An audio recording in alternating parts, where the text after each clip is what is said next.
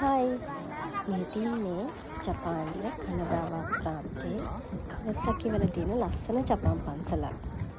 මේකට කියන්නේ කවසකි දයිෂි කියලා.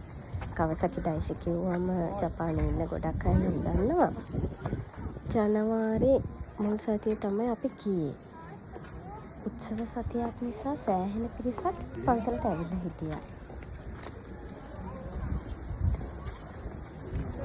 පොඩි අයට ගේම් එහෙම කරන්න පොඩි chance එකක් හම්බ වුණා.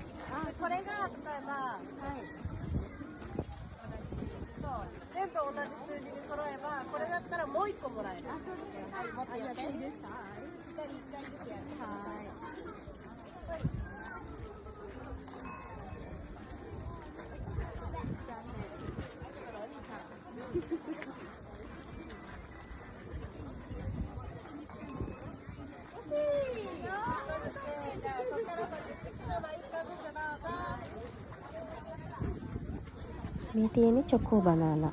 අපේ පුතාලා දෙන්න හරිම ආස කෑමක් තමයි ඒක.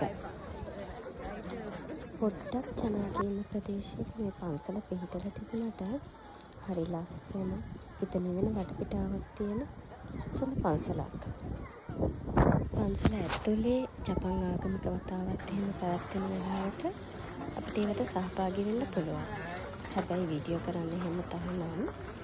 ඉතින් ඕගොල්ලොත් කවසකියාවට ඉන්නවනම් හරි කවසකි වලට ආවොත් හරි එක වතාවක් හරි ගිහිල්ලා බලන්න ඕන ලස්සනම පන්සලක් තමයි කවසකි දයිෂි කියන්නේ.